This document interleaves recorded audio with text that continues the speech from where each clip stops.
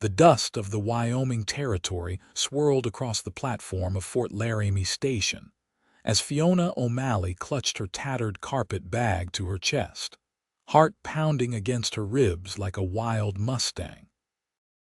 The Union Pacific locomotive belched black smoke into the clear September sky of 1875, its iron wheels grinding against the tracks as it slowed to a stop. She had exactly $3.42 to her name, not nearly enough for a ticket to Cheyenne. But desperation had driven her to attempt the journey anyway.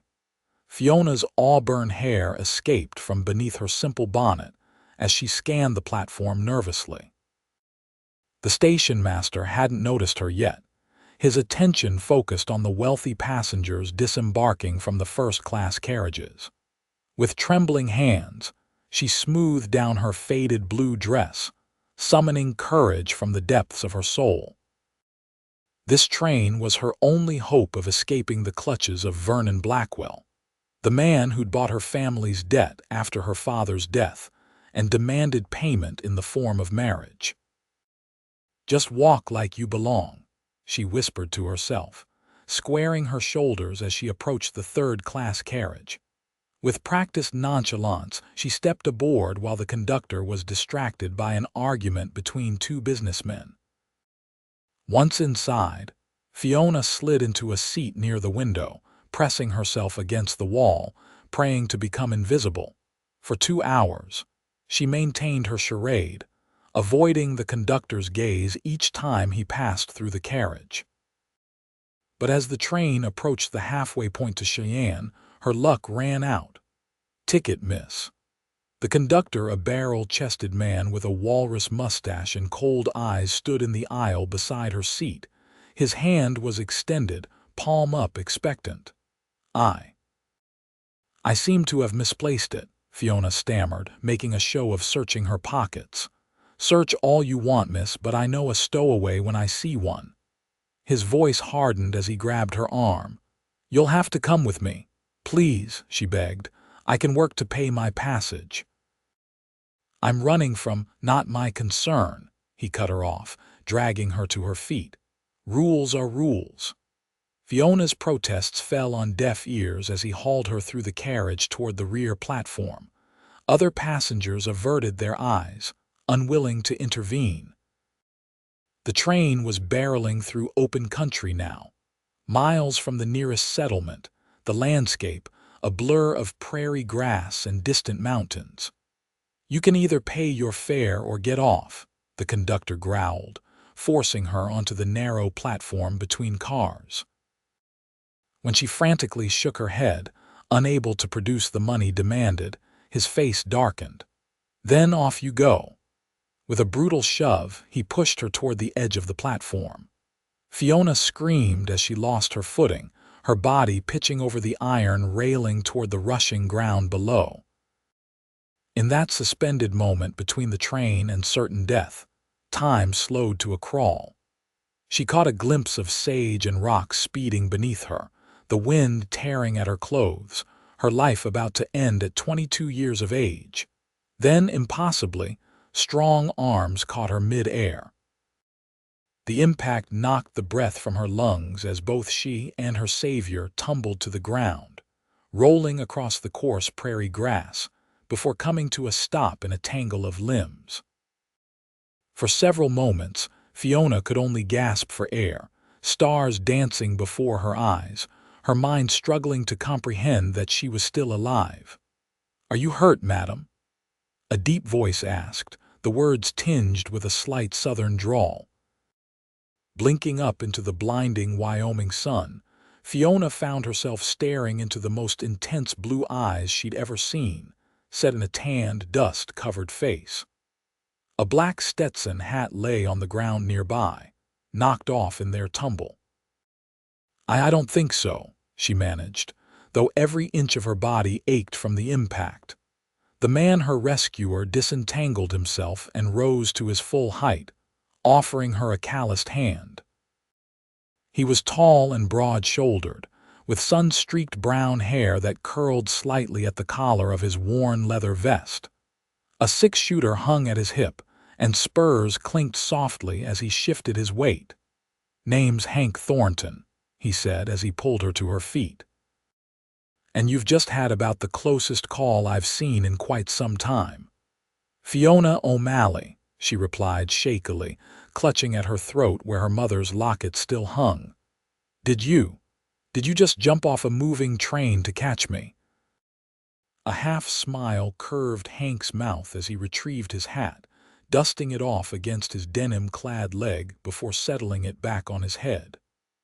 "I was riding alongside when I saw what happened. Couldn't very well let a lady fall to her death, now could I?" Only then did Fiona notice the magnificent chestnut stallion grazing nearby, reins dragging on the ground, saddle adorned with a lariat and bedroll. "But how did you?"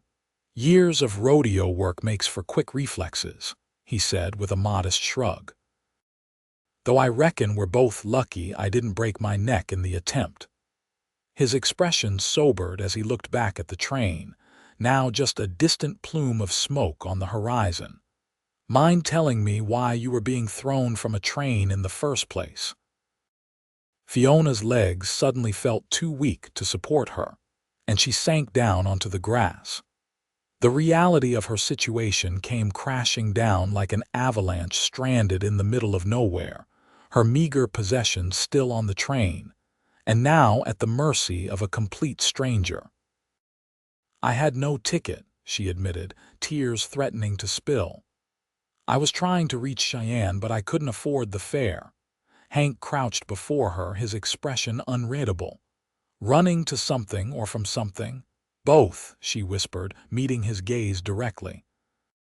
Something in his steady blue eyes compelled her to continue. "My father died 3 months ago, leaving nothing but debts.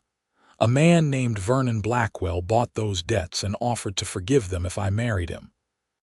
She shuddered at the memory of Blackwell's cold hands on her wrist, his breath reeking of whiskey as he'd outlined his proposal. "He's thrice my age and cruel to his servants. When I refused, he threatened to have me thrown in debtor's prison." Hank's jaw tightened. "So you ran?" "I have an aunt in Sacramento. I thought if I could reach her." Fiona trailed off, the impossibility of her plan now painfully apparent. Rising to his feet, Hank extended his hand once more. "Well, Miss O'Malley, seems to me you've got 2 choices.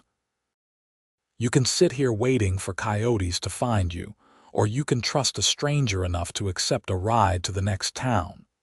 Fiona hesitated. Years of warnings about the dangers of the frontier and the men who roamed it echoing in her mind. But what choice did she have? She placed her hand in his. "I'll take my chances with you, Mr. Thornton." Hank's smile crinkled the corners of his eyes as he helped her up. "Wise decision. Coyotes have terrible manners." He whistled sharply, and the chestnut stallion trotted over. "This is Copper. He's not much for conversation, but he's the fastest horse in 3 territories." With practiced ease, Hank lifted Fiona onto the saddle before mounting behind her. The solid warmth of his chest against her back was both reassuring and disconcerting. "Fort Laramie's about 15 miles back," he said, gathering the reins. "There's a smaller settlement called Bitter Creek about 10 miles ahead. Which would you prefer?" "Not Fort Laramie," Fiona said quickly. "That's where I came from. Blackwell has friends there. Bitter Creek it is, then." Hank clicked his tongue, and Copper broke into a smooth lope across the open prairie. As they rode, the sun began its descent toward the western mountains. Fiona found herself studying her rescuer from the corner of her eye. His hands were strong but gentle on the reins, his posture relaxed yet alert. The 6-gun at his hip wasn't for show. The worn grip spoke of a man familiar with its use. "Are you a lawman, Mr. Thornton?" she asked finally, breaking the comfortable silence that had fallen between them. "Hank," he corrected. "And no, not anymore. Used to be a deputy in Colorado Territory, but these days I'm just a hired hand. Was delivering some horses to Fort Laramie, heading back to my employer's ranch near Cheyenne. You're going to Cheyenne? Hope flared in Fiona's chest. Eventually, he nodded. But first I need to collect payment from a man in Bitter Creek. Then I thought I might take my time, do some hunting before winter sets in. The prairie stretched endlessly around them, golden grass swaying in the breeze, the distant silhouettes of pronghorn antelope visible against the horizon. Despite her precarious situation, Fiona found herself marveling at the wild beauty of the territory. "It's breathtaking," she murmured. "That it is," Hank agreed, though when she glanced back, she found his eyes on her rather than the landscape. A flush crept up her neck and she quickly looked away. As sunset painted the sky in brilliant oranges and reds, the first buildings of Bitter Creek appeared in the distance, a small cluster of structures nestled in a shallow valley, where a creek cut through the prairie. It was barely more than an outpost, with a general store, saloon, livery stable, and a handful of cabins. "Not much to look at," Hank commented as they approached, "but the food at the boarding house is decent, and Mrs. Patterson keeps clean rooms." Fiona's heart sank as she remembered her empty purse. "I have no money for a room." Hank was quiet for a moment. "I'll see you settled," he finally said. "No strings attached. A lady shouldn't have to sleep rough because some train conductor has no heart." Before she could protest, they were riding down the main and only street of Bitter Creek. Several people nodded greetings to Hank, suggesting he was known here. "Thompson," a voice called out as they reached the hitching post outside the general store. A portly man with mutton chop sideburns hurried toward them. "Didn't expect you back so soon." "Change of plans, Miller," Hank replied, dismounting before helping Fiona down. His hands lingered briefly at her waist, steadying her. "This is Miss O'Malley. She's had a bit of trouble on the road." Miller's curious gaze swept over Fiona, taking in her disheveled appearance with obvious questions in his eyes. "Mrs. Patterson just put on a fresh pot of stew," he offered after a moment. "I'm sure she'd welcome another guest." "Much obliged," Hank said. "I'll be by in the morning to settle accounts for those supplies." As Miller returned to the store, Hank untied a saddlebag and slung it over his shoulder. "We'll get you settled first," he told Fiona. "Then I need to see a man about some money owed." The boarding house was a two-story structure with a neat front porch adorned with potted geraniums. Mrs. Patterson, a plump, no-nonsense widow in her 50s, greeted them at the door, her shrewd eyes taking in Fiona's state with a single glance. "Running from something, I'd wager," she said bluntly after Hank had made introductions. "Don't much care what, long as it doesn't follow you to my doorstep." "It won't, madam," Fiona assured her, liking the woman's direct manner. "2 rooms then, Mrs.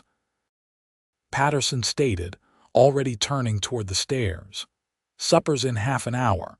Don't be late or you'll go hungry till breakfast." Once they were alone in the narrow hallway upstairs, Hank handed Fiona a small leather pouch that clinked softly. "For your room and meals," he explained. "Consider it a loan if your pride demands it." "Why are you helping me?" Fiona asked, the question that had been burning in her mind finally escaping.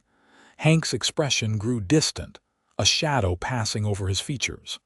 "Let's just say I know what it's like to be desperate enough to risk everything."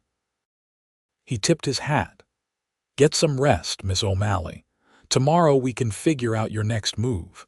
After he left, Fiona entered the small but clean room Mrs. Patterson had assigned her.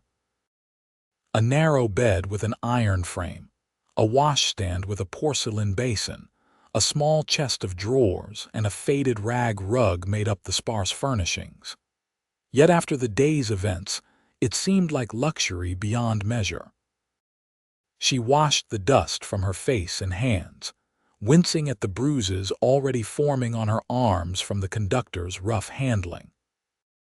Her reflection in the small mirror above the washstand showed a young woman with wide green eyes and freckles scattered across her nose, looking far younger than her 22 years. How had her life come to this alone in a strange town, dependent on the kindness of a man she'd just met? The dinner bell rang, interrupting her troubled thoughts. In the small dining room downstairs, Fiona found Hank already seated with 3 other boarders, a traveling salesman, a schoolteacher, and a telegraph operator. Mrs. Patterson's stew was indeed as good as promised, thick with vegetables and tender chunks of venison.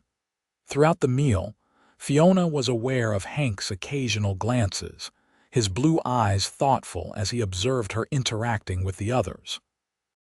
She found herself speaking more than usual, perhaps to prove to him or herself that she wasn't just some helpless damsel, that she had wit and intelligence despite her current circumstances. As the evening wore on, Hank excused himself to attend to business at the saloon.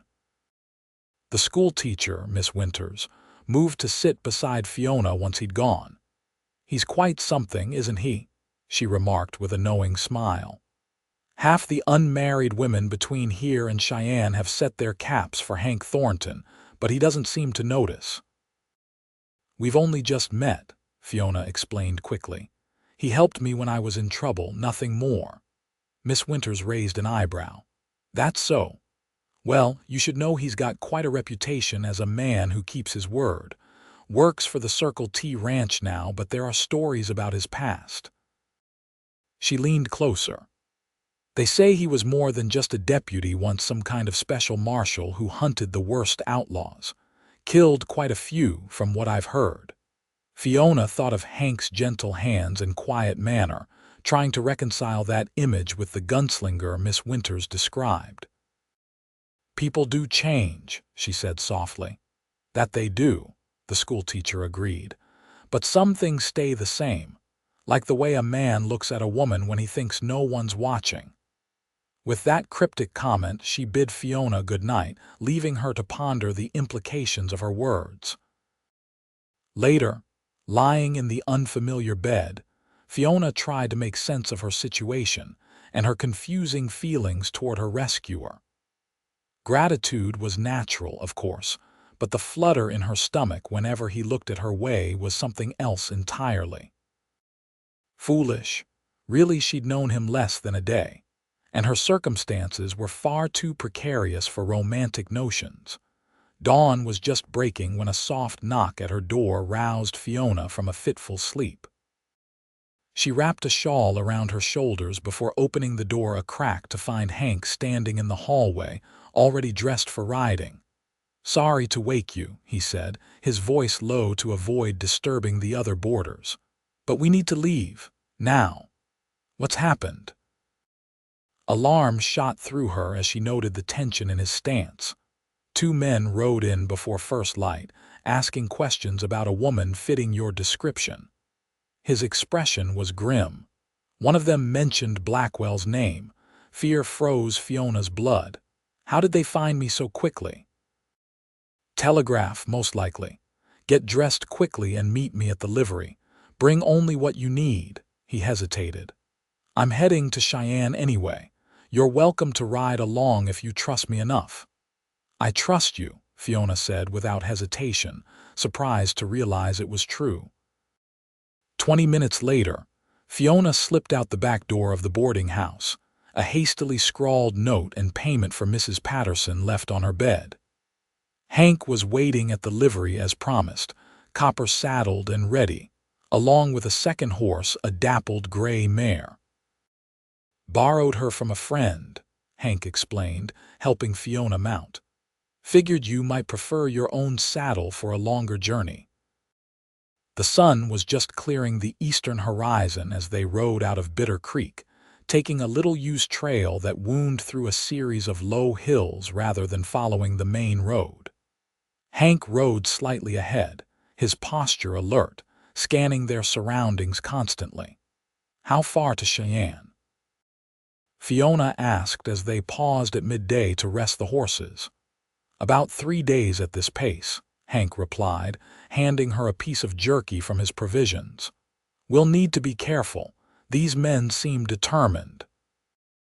"I don't understand why Blackwell won't let me go," Fiona sighed, accepting the water canteen he offered. "Surely there are other women who would willingly marry him for his money." Hank's expression darkened. "Men like that don't want willing partners. They want to own people to break spirits." His hand unconsciously drifted to a faded scar visible at his collar. "It's not about you specifically. It's about control." Something in his tone suggested personal knowledge of such men, but Fiona didn't press. Instead, she found herself sharing more of her own story as they rode throughout the afternoon, her childhood in Boston, her father's decision to seek fortune in the West after her mother's death, the hardships they'd faced in Wyoming Territory. In return, Hank told her about growing up on a small Texas ranch, losing his parents to fever, and finding work as a cowhand before eventually becoming a lawman. He spoke of the beauty of the open range and the freedom of the frontier life, his deep voice painting pictures that made the harsh landscape around them seem almost magical. By the time they made camp that evening in a sheltered hollow near a small stream, Fiona felt as though she'd known Hank for years rather than days. There was an ease between them that defied explanation, a sense of mutual understanding that required few words. As they sat beside the small campfire, stars emerging in the vast Wyoming sky above them, Hank suddenly stiffened, his hand moving to his gun. "What is it?" Fiona whispered, alarmed by the sudden change in his demeanor. "Not sure," he murmured, rising to his feet. "Stay here." Fiona watched anxiously as he melted into the darkness beyond the firelight. Long minutes passed before he returned, his expression troubled. "Riders," he confirmed. "Following our trail, we need to move." "Now, in the dark." Fiona glanced up at the moonless night sky. "Now." Hank was already kicking dirt over the fire, his movements swift and efficient. "I know these hills. There's an old trapper's cabin about 2 hours north of here. We can hole up there until they pass." Traveling by night proved nerve-wracking, with only the stars to guide them across the rugged terrain. Hank led the way confidently, occasionally reaching across to steady Fiona when the trail became particularly treacherous. Despite the danger, she found herself hyper-aware of his proximity, the brush of his arm against hers sending inexplicable warmth through her body despite the chill night air. The cabin, when they finally reached it, was little more than a crude shelter, a single room with a dirt floor, stone fireplace, and a sagging bunk frame. But the roof was intact, and the walls would block the wind that had begun to pick up as clouds gathered, obscuring the stars. "Not exactly the Palmer House Hotel," Hank commented dryly as he lit a small lantern he'd found on a shelf. "But it'll keep us dry if that storm breaks." "It's perfect," Fiona replied honestly, relieved to be out of the open. She sank down onto a rough wooden stool, exhaustion finally catching up with her. 2 days of hard riding had left her muscles aching in places she hadn't known existed. Hank busied himself preparing a cold meal from their supplies, moving around the small space with the ease of a man accustomed to making do in primitive conditions. As he worked, Fiona found herself studying the strong lines of his profile, the way his hair curled slightly at the nape of his neck, the careful precision of his movements. "You're staring," he noted without looking up, a hint of amusement in his voice. Fiona felt heat rise to her cheeks. "I was just thinking that you seem very at home in the wilderness. More so than in towns, truth be told." He handed her a tin cup of water and some dried fruit. "Always feel like the walls are closing in when I'm surrounded by too many buildings." Outside, the first raindrops began to patter against the roof, quickly increasing to a steady downpour. Thunder rumbled in the distance, and wind whistled through the cracks in the cabin walls. "Looks like we made it just in time," Fiona observed, wrapping her shawl tighter around her shoulders as the temperature dropped. Hank nodded, moving to check that the horses were securely sheltered in the lean-to attached to the cabin's northern wall. When he returned, rainwater dripping from his hat brim, he found Fiona trying to conceal a shiver. Without comment, he shrugged out of his leather coat and draped it around her shoulders. The warmth of it and his lingering scent of leather, tobacco, and pine enveloped her instantly. "But you'll be cold," she protested. "I've weathered worse," he assured her, settling onto the floor with his back against the wall, legs stretched toward the cold fireplace. "Try to get some sleep. I'll keep watch." "You need rest too," Fiona pointed out. "Those men are still hours behind us if they're even following in this storm." Hank's expression remained impassive. "Rather be safe than sorry." "At least share the bunk," Fiona suggested, immediately blushing at her own boldness. "I mean there's room enough and the floor can't be comfortable."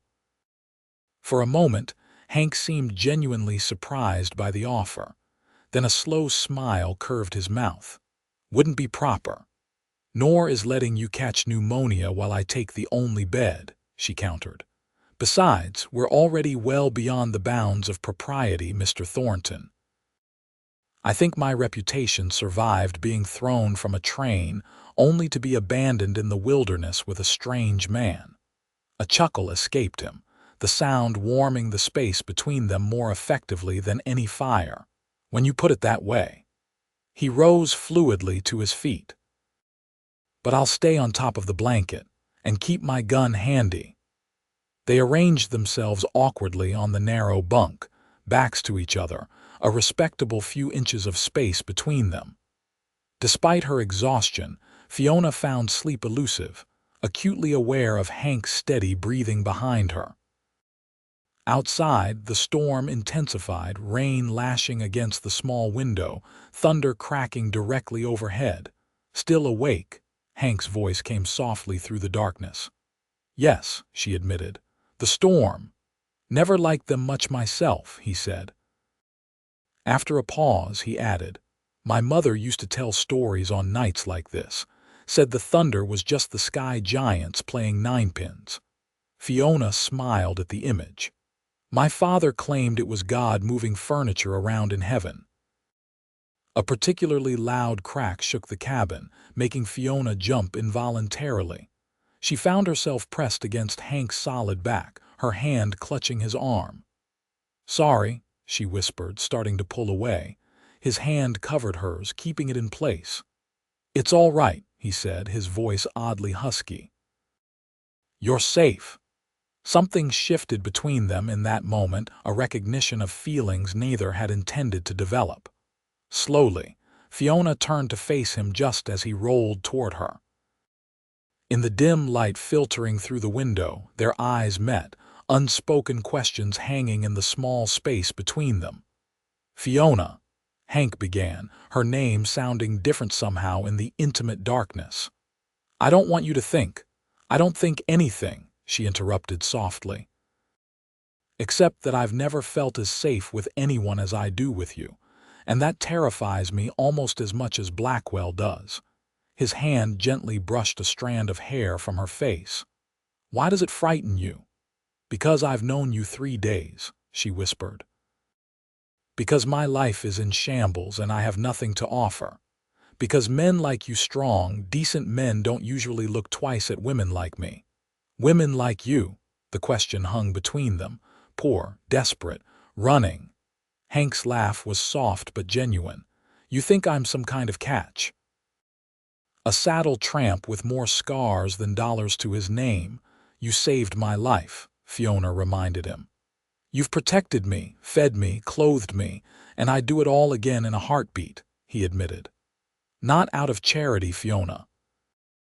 Because from the moment I caught you, something inside me recognized something in you.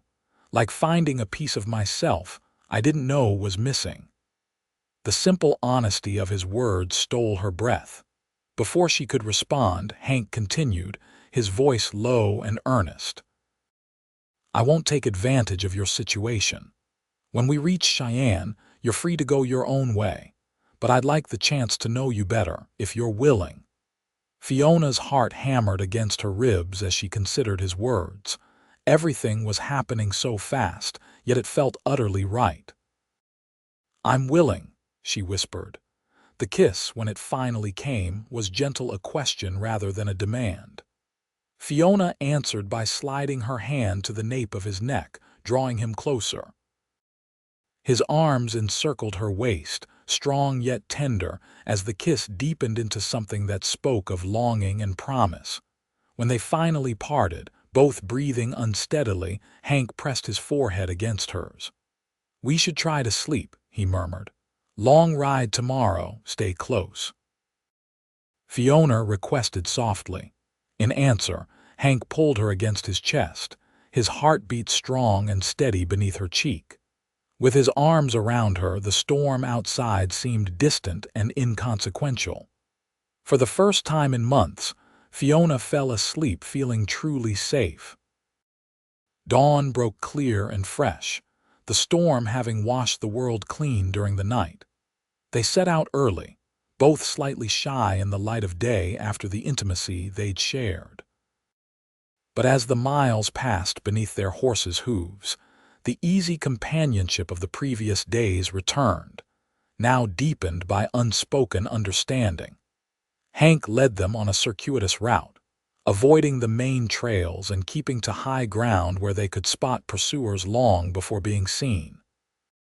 By midday, they had covered impressive distance, the mountains that marked the eastern edge of the Wyoming Territory growing larger on the horizon. If we push hard, we could reach the outskirts of Cheyenne by tomorrow evening, Hank said as they paused to water the horses at a small creek. But I'm thinking we should consider another option. What do you mean? Fiona asked, splashing cool water on her face. Hank leaned against a boulder, arms crossed over his chest. Blackwell's got money and connections. Even if we make it to Cheyenne, he could have men waiting. And the law might not be on your side. He did legally purchase your father's debts. Fear coiled in Fiona's stomach. So I'll never be free of him. I didn't say that. Hank's expression was thoughtful.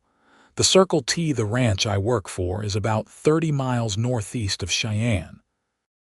Owner's a good man named Theodore Tucker. He and his wife Martha have always treated me fair. He paused. They're getting on in years now, and Martha's been saying they need help with the house and accounts. Fiona's eyes widened as she caught his meaning. You think they might hire me? I know they would on my recommendation. He met her gaze directly. It would give you time to establish yourself in the territory, earn some money, figure out your next move, and, she prompted when he hesitated.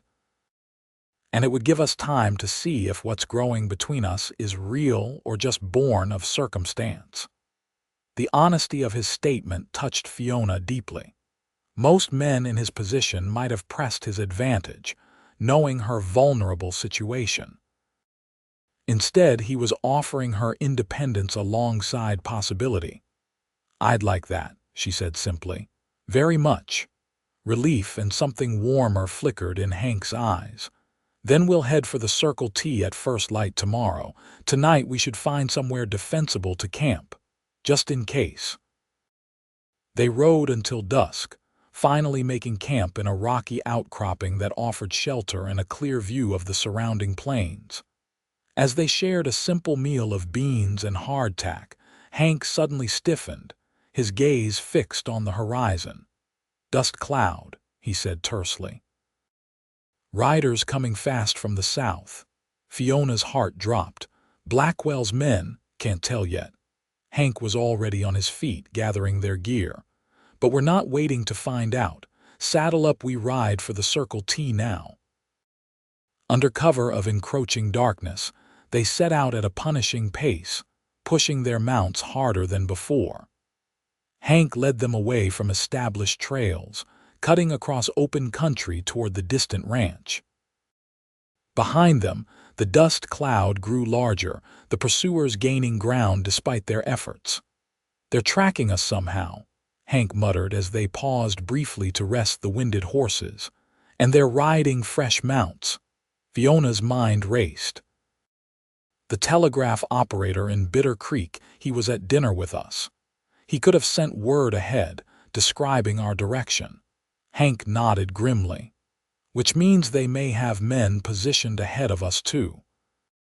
As if to confirm his words, distant shouts carried on the night air from the direction they'd been heading.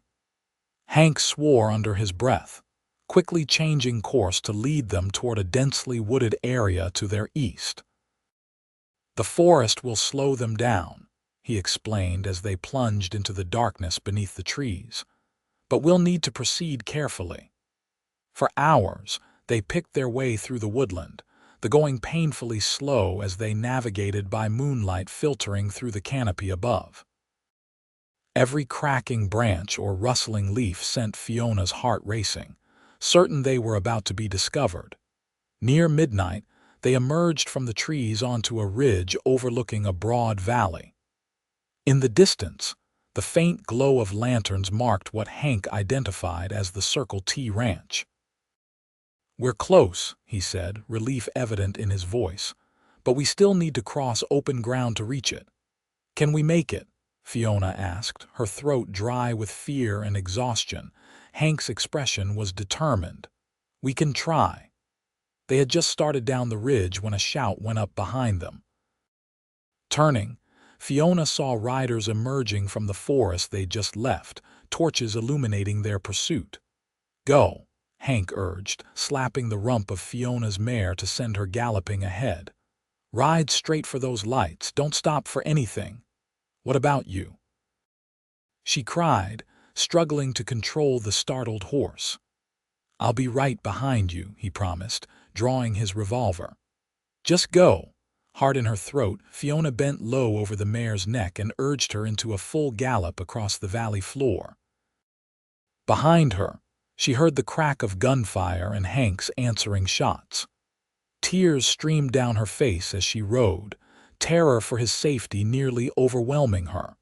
The lights of the ranch grew closer with agonizing slowness. She could hear hoofbeats behind her but dared not look back for fear of what she might see. Finally, the outline of a large ranch house took shape, surrounded by outbuildings and corrals. "Help!" she screamed as she approached, hoping someone would hear. "Please help us." Lanterns flared to life in the yard as men emerged from the bunkhouse, alerted by her cries. An older man with a shotgun stepped onto the main house porch. "What in tarnation?" he began, then stopped as he recognized the rider following Fiona into the yard. "Thornton, that you?" "It's me, Tucker," Hank called, reining Copper to a hard stop. "We've got trouble on our tail." The ranch hands mobilized instantly at Tucker's barked orders, taking up defensive positions around the property. Fiona found herself ushered into the main house by a silver-haired woman who introduced herself as Martha Tucker. "Land's sake, girl, you look half dead with exhaustion," the woman clucked, leading her to a chair by the kitchen fire. "Sit yourself down while I fetch some coffee." Outside, Fiona could hear men shouting, then a brief exchange of gunfire followed by silence. She sat rigid with tension until Hank appeared in the doorway, his face smudged with dirt and powder burns but otherwise unharmed. "They've retreated," he reported, accepting a cup of coffee from Martha with a grateful nod. "Tucker's boys convinced them this wasn't a fight worth having."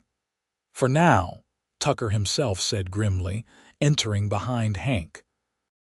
He was a tall man with a weathered face and shrewd eyes, his movements still spry despite his apparent age. "But I'd wager they'll be back with reinforcements." He turned his assessing gaze to Fiona. "This about the girl, I take it."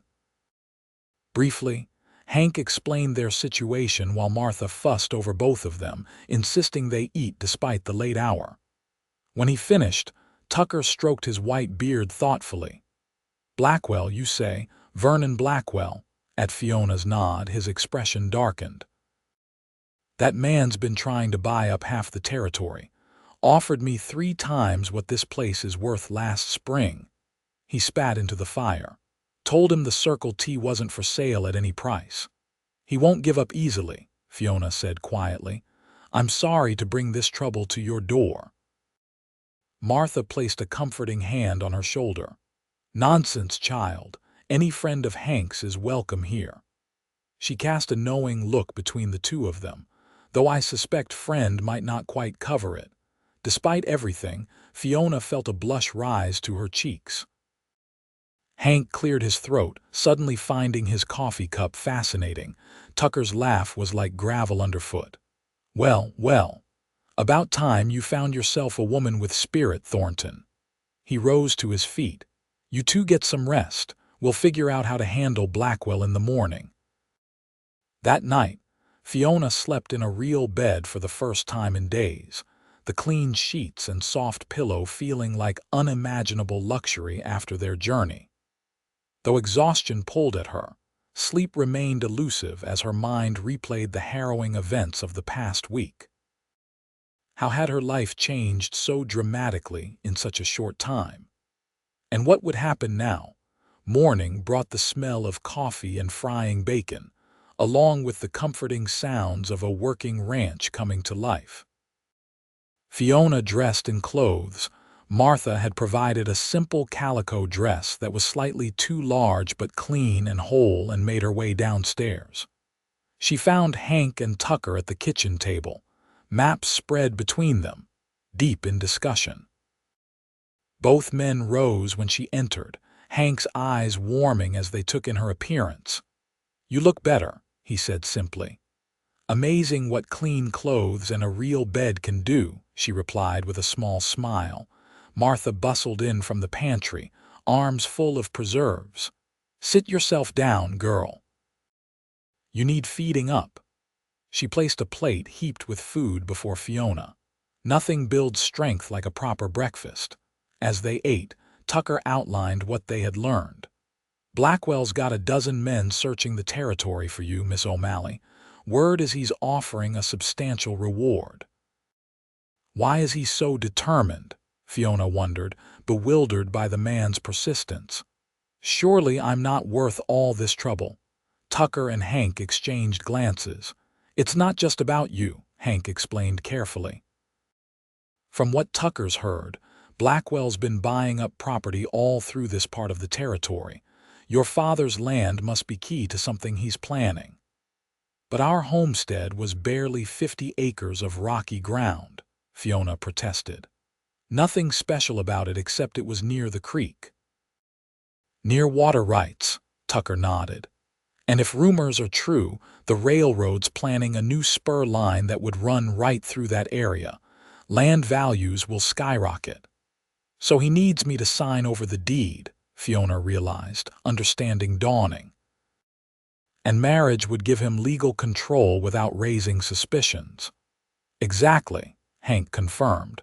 Which means he won't stop coming after you until he gets what he wants. Fiona's appetite vanished as the implications sank in. So I'll never be free, she whispered. Martha's hand covered hers comfortingly. There's always a way, child. We just need to find it. Throughout the day, Fiona tried to make herself useful around the ranch house while the men reinforced defenses, expecting Blackwell's men to return in force. Martha welcomed the help, and Fiona found genuine pleasure in domestic tasks that took her mind off the danger looming over them. As she helped prepare supper, Martha regaled her with stories of the early days of the Circle T, when she and Theodore had first claimed the land 30 years earlier. Nothing but wilderness then, she recalled fondly. Indians still roamed freely, and the nearest neighbor was 3 days' ride. Weren't you afraid? Fiona asked, kneading bread dough with flour-covered hands. Terrified, Martha admitted with a laugh. But also alive in a way I'd never been before. Theodore and I built every inch of this place together. Her shrewd eyes studied Fiona. That's the kind of partnership worth having, one where you face the wilderness together, each making the other stronger. Fiona couldn't help glancing out the window where Hank was visible in the yard, helping the ranch hands prepare defenses. As if sensing her gaze, he looked up, their eyes meeting briefly across the distance. "He's a good man," Martha observed quietly. "Came to us 5 years ago, hardly saying a word about his past.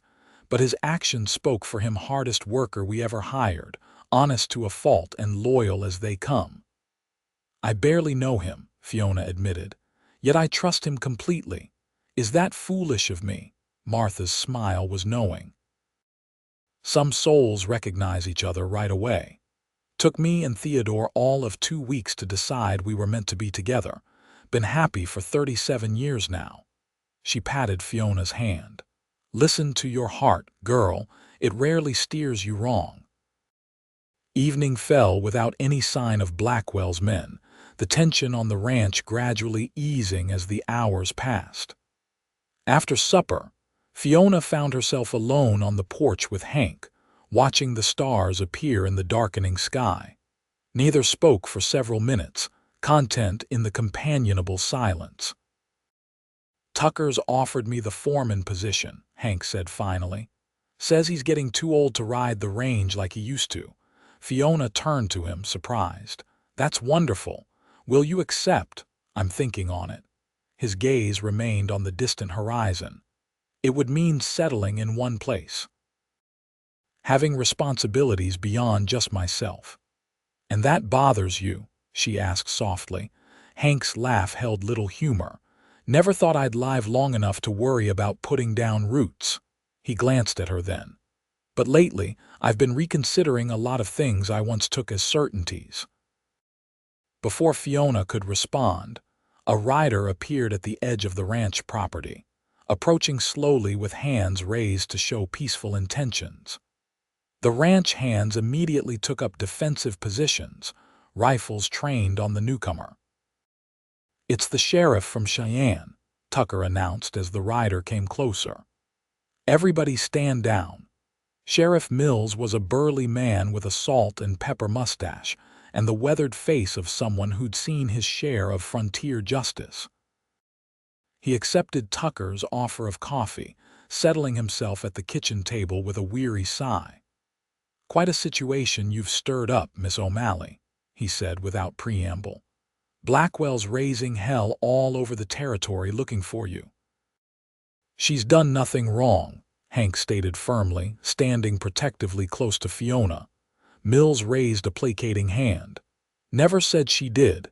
In fact, I've had my eye on Blackwell for some time. Man's too slick by half." He sipped his coffee. "But he's got the law on his side regarding those debts, unless—" "Unless what?" Fiona asked eagerly. "Unless there's another claim that supersedes his." The sheriff's gaze moved meaningfully between Fiona and Hank. "A husband's claim, for instance." Silence fell over the kitchen as his implication sank in. Fiona felt her cheeks burning, unable to look at Hank. "Now hold on," Tucker protested. "You can't suggest they get married just to thwart Blackwell. That's not it would work," Mills interrupted. "Territory law is clear. A woman's husband assumes her debts, but also gains legal protection over her interests. Blackwell couldn't touch the property without going through her husband." Martha broke the awkward silence. "Sheriff, perhaps Miss O'Malley and Hank need time to discuss this privately." "There's not much time to discuss," Mills warned. "Blackwell's assembled a posse under the guise of debt collection. They'll be here by noon tomorrow, and I can't legally stop them without cause." After the sheriff had gone, Fiona retreated to the small garden behind the house, her thoughts in turmoil. Marriage, to a man she'd known less than a week. Even if her feelings for Hank were stronger than any she'd experienced before, such a step seemed unimaginable. She sensed rather than heard Hank approach, his footsteps deliberately heavy on the garden path to alert her to his presence. Quite a proposal, the sheriff suggested, he said quietly, coming to stand beside her. Not exactly the romantic scenario a woman dreams of. Despite everything, Fiona laughed softly. No, not quite what I imagined as a girl. Hank turned to face her directly, his expression serious in the moonlight. Fiona, I would never ask you to marry me out of desperation or legal necessity. What's growing between us deserves better than that. But it would solve the immediate problem, she pointed out pragmatically. At what cost? He shook his head. A marriage should be built on love and choice, not coercion and fear. I won't have you tied to me because you saw no other option. His integrity moved her deeply. How many men would have seized such an opportunity without hesitation? What if? Fiona began hesitantly. What if it's not just about necessity? She gathered her courage. What if I've come to care for you in a way that makes the idea not entirely unwelcome? Surprise flickered across Hank's features, followed by something warmer. Are you saying you'd consider it, not just as a solution to Blackwell, but as a real marriage? I'm saying I'd like the chance to find out what's between us, Fiona clarified. If we married now to solve the legal problem, could we agree to give ourselves time to let feelings develop naturally? Without expectations, understanding dawned in Hank's eyes. You mean a marriage in name only at first? Until we're both certain, Fiona confirmed, relieved that he understood. I don't want to trap either of us in something we might regret. For a long moment, Hank studied her face in the moonlight. Then, with deliberate slowness, he took her hand in his. Fiona O'Malley, he said solemnly, would you do me the honor of becoming my wife with the understanding that we'll take the time to build something real between us, at whatever pace feels right? The sincerity in his eyes made her throat tight with emotion. Yes, she whispered. I would. His smile was slow and warm as he lifted her hand to his lips. Then, I suggest we find ourselves a preacher before Blackwell arrives tomorrow. The wedding took place at dawn in the Circle T Ticket's main room, performed by a circuit preacher Tucker had sent for during the night. Fiona wore a blue dress borrowed from Martha, hastily altered to fit her smaller frame, with wildflowers from the garden woven into her hair. Hank had cleaned up impressively, wearing a proper suit coat over a crisp white shirt, his hair neatly combed. As they stood before the preacher, surrounded by the ranch hands and the Tuckers, the improvised ceremony took on an unexpected poignancy. When Hank slipped a simple gold band onto her finger, Martha's contribution, a family heirloom she insisted on passing along, the moment felt strangely right despite the circumstances that had brought them to it. You may kiss your bride, the preacher announced as he concluded the brief ceremony. Hank's kiss was gentle and reverent, his hands cradling her face as though she were made of porcelain. Yet beneath the restraint, Fiona sensed a depth of feeling that sent warmth coursing through her. Mrs. Thornton, he murmured as they parted, testing the sound of it. Mr. Thornton, she returned with a smile, surprised by how natural the exchange felt. Their wedding breakfast was a jovial affair despite the cloud of Blackwell's impending arrival. The ranch hands offered enthusiastic if somewhat ribald toasts to the newlyweds, while Martha beamed like a proud mother. Even the preacher stayed to enjoy the celebration, pronouncing it the most interesting wedding he'd performed in 30 years of ministry. Sheriff Mills arrived just as they were finishing the meal, his expression grim. Blackwell's posse is less than an hour out, he reported, and they're not in a negotiating mood from what my deputy observed. Let them come, Tucker declared, slapping the table for emphasis. We've got the law on our side now. Preparations were made quickly. The women and non-essential personnel were sent to the safety of the root cellar, while the men took up defensive positions around the property. Hank, however, insisted that Fiona remain in the house with him and the sheriff. "You're the one he wants," he explained. "We need to present a united front when he arrives." When the dust cloud appeared on the horizon, Fiona's heart began to race. She stood on the porch between Hank and Sheriff Mills, her new wedding ring catching the morning sunlight. Though terror threatened to overwhelm her, she forced herself to stand tall, drawing strength from Hank's solid presence beside her.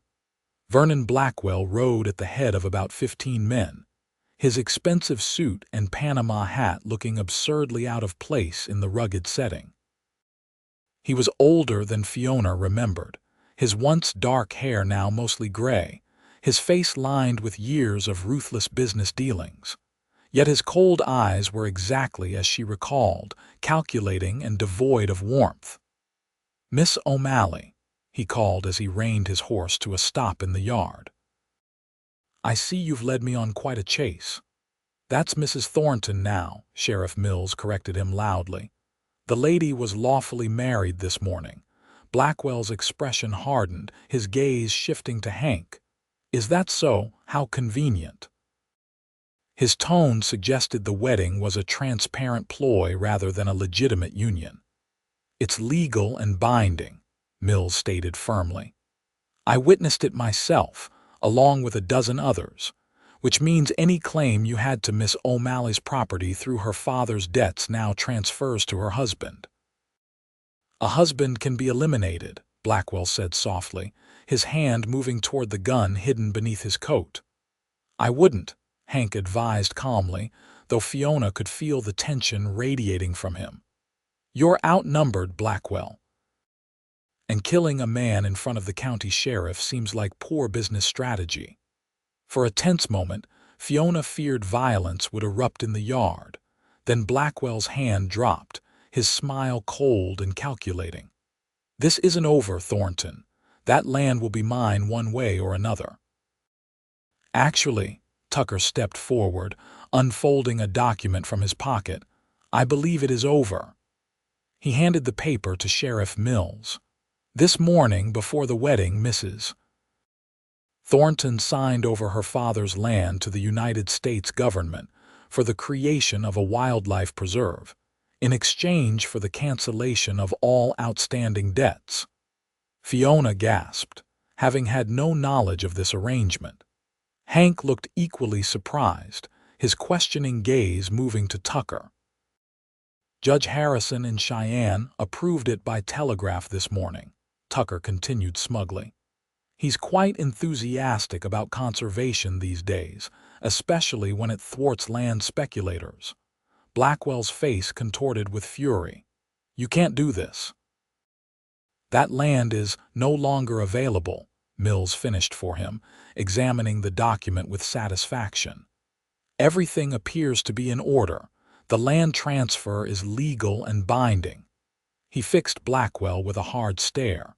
"Which means you have no further business here, sir."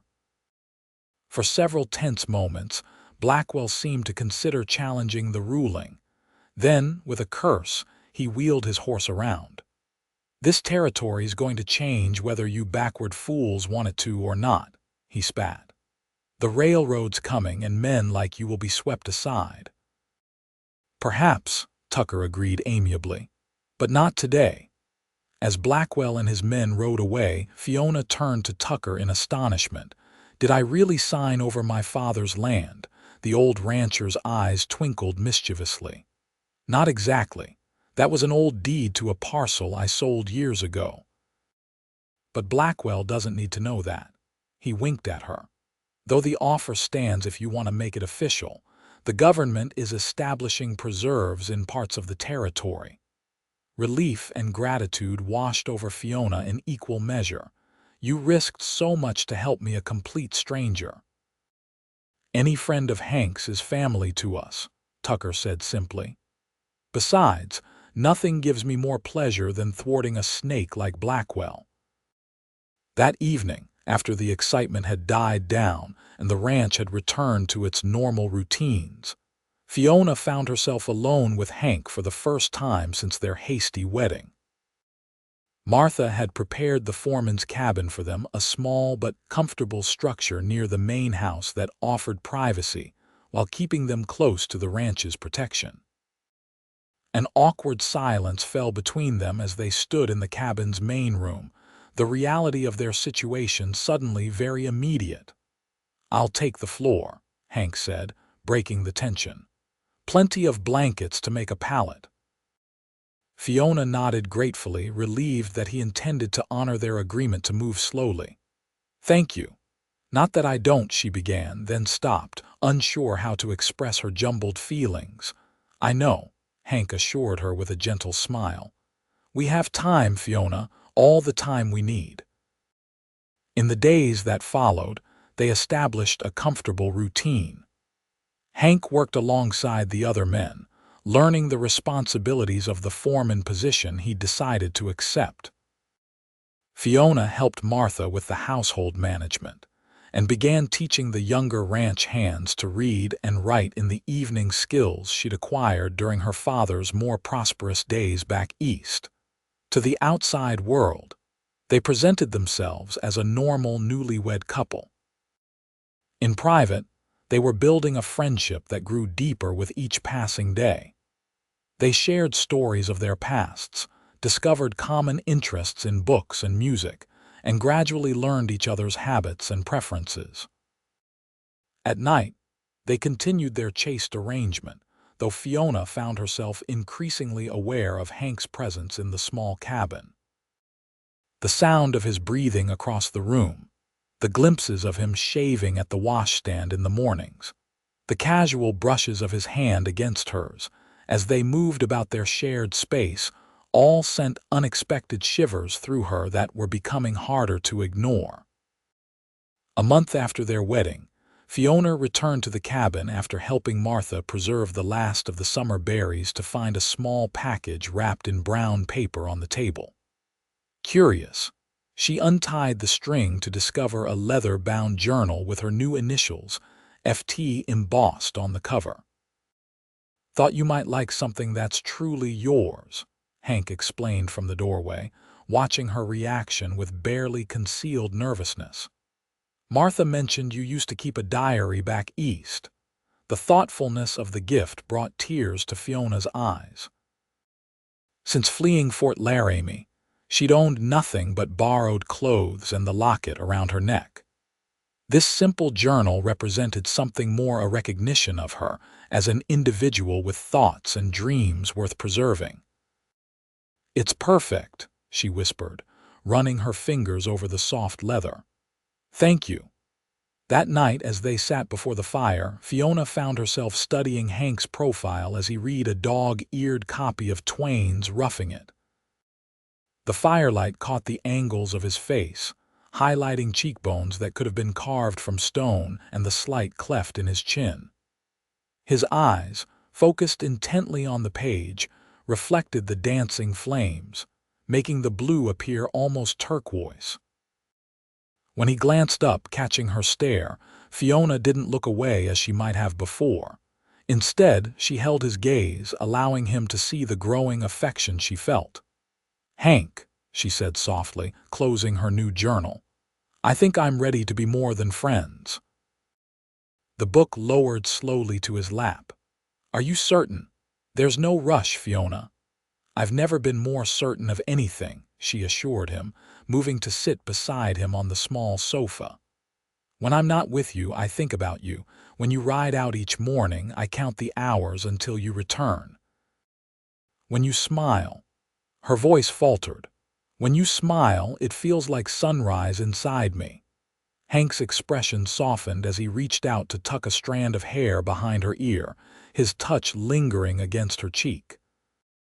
"I've been falling in love with you since the moment you fell off that train into my arms," he admitted. "But I wanted to be sure you felt the same way, not just grateful or obligated." "I'm well beyond gratitude," Fiona whispered as she leaned toward him. "Though I'll always be thankful that fate threw us together so literally." Their kiss began tenderly, but quickly deepened, months of restrained longing finally finding expression. Hank's arms encircled her waist, drawing her closer as Fiona's hands found their way to the nape of his neck, fingers tangling in his hair. When they finally parted, both were breathing unevenly. "My wife," Hank murmured, the words holding new meaning now that they were chosen rather than merely convenient. "My husband," Fiona returned, marveling at how right it felt to claim him as her own. That night, they truly became husband and wife, their union no longer one of necessity but of genuine love and desire. As they lay together afterward, Fiona's head pillowed on Hank's chest, his heartbeat strong beneath her ear. She reflected on the extraordinary journey that had brought them to this moment. "What are you thinking?" Hank asked, his fingers gently combing through her hair. "That sometimes the worst moments of your life can lead to the best," she answered honestly. "If I hadn't been desperate enough to board that train without a ticket, if the conductor hadn't been cruel enough to throw me off, if I hadn't happened to be riding alongside at just the right moment," Hank continued the thought. "A thousand coincidences that somehow led us here." "Do you believe in fate?"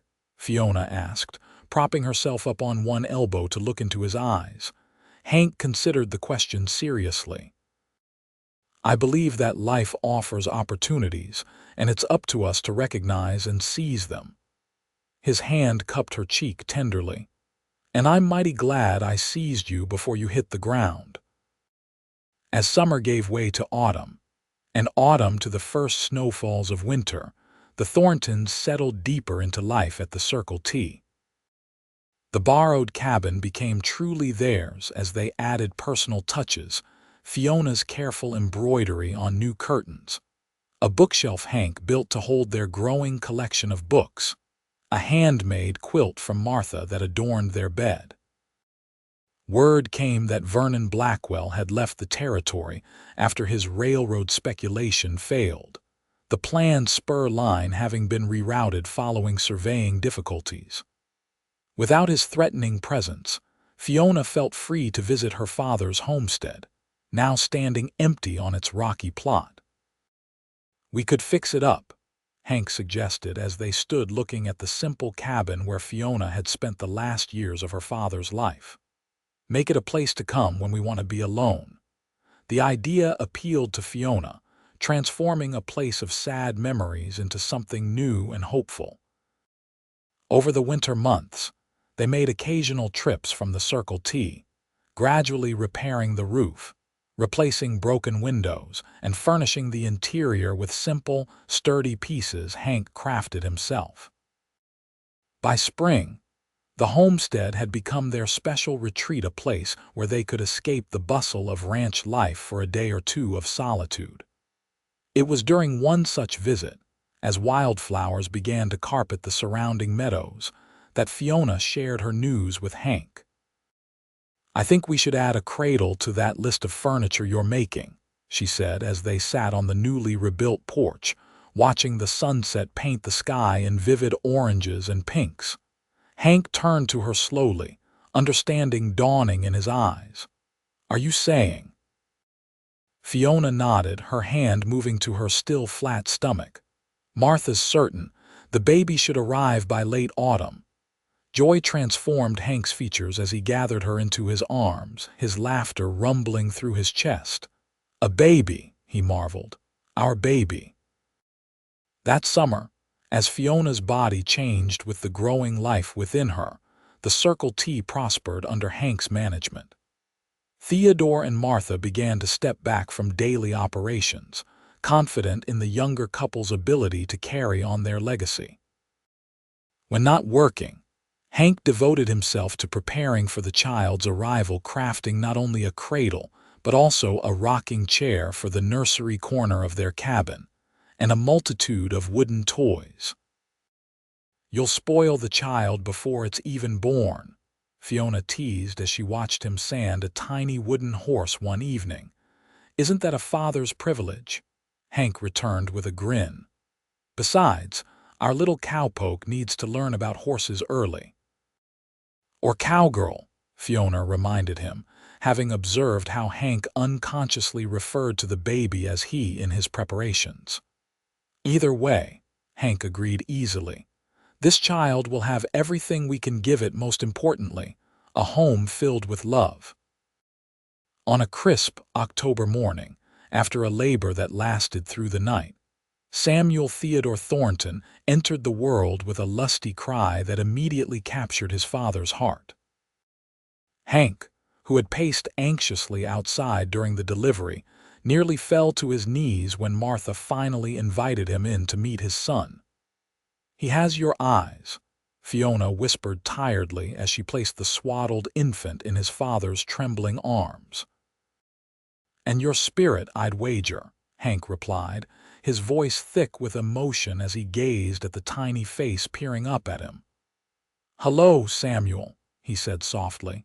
"Welcome to the family." The years that followed brought changes both expected and surprising.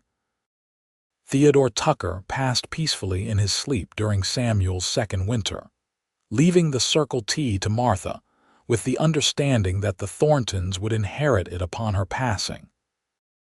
Martha, however, showed no signs of slowing down, becoming an enthusiastic grandmother not only to Samuel but also to the daughter Elizabeth Martha Thornton, who joined the family 18 months later. Fiona discovered an unexpected talent for business, taking over the ranch's books and expanding their operations to include breeding horses specifically for the cavalry. Her correspondence with officers at nearby Fort Russell led to lucrative contracts that brought new prosperity to the Circle T. Hank, meanwhile, became known throughout the territory as a fair and honest rancher whose word was his bond. When a new governor was appointed, Hank was offered a position on the Territorial Council, a role he accepted with characteristic humility, determined to ensure that the Wyoming Territory developed with respect for both progress and tradition. Life wasn't without its challenges. Droughts threatened their herds, harsh winters tested their endurance, and the changing frontier brought new competitors and challenges. But through it all, the foundation of their relationship built on trust, respect, and deepening love remained unshaken. On the 10th anniversary of the day Fiona had been thrown from the train, they returned to the spot where they had first met. The railroad had expanded since then, with a proper station now standing where once there had been only a crude platform. Yet the surrounding landscape remained largely unchanged, the vast Wyoming sky stretching endlessly above the golden prairie grass. "You ever wonder what would have happened if I hadn't caught you?" Hank asked as they stood hand in hand, watching a train rumble past on its way to Cheyenne. Fiona squeezed his fingers. "No more than I wonder what would have happened if I'd had enough money for a ticket," she replied with a smile. "Some questions aren't worth asking when the answer turned out so perfectly." Hank pulled her closer, his arm around her waist as familiar and comforting as his heartbeat. "From desperation to happiness," he mused. "Quite a journey." "And it's not over yet," Fiona reminded him, her head resting against his shoulder as they turned toward their horses, where 8-year-old Samuel sat proudly on his own pony, holding the reins of his sister's mount, while Elizabeth, at 6, chattered excitedly about the train they'd just seen. As they rode back toward the Circle T toward home, Fiona reflected on the extraordinary twist of fate that had brought her not just safety, but a love deeper than she had ever imagined possible. From the moment she'd fallen from that train into Hank's arms, her life had been irrevocably changed, not just saved, but transformed into something richer and more meaningful than she could have dreamed. The setting sun cast long shadows across the prairie as the Thornton family made their way home, their silhouettes merging with the landscape that had witnessed their love story from its dramatic beginning to its continuing, everyday magic. And in the rhythm of their horses' hooves against the Wyoming earth, Fiona heard the steady promise of all the years still to come, years they would face together, just as they had faced that first perilous day.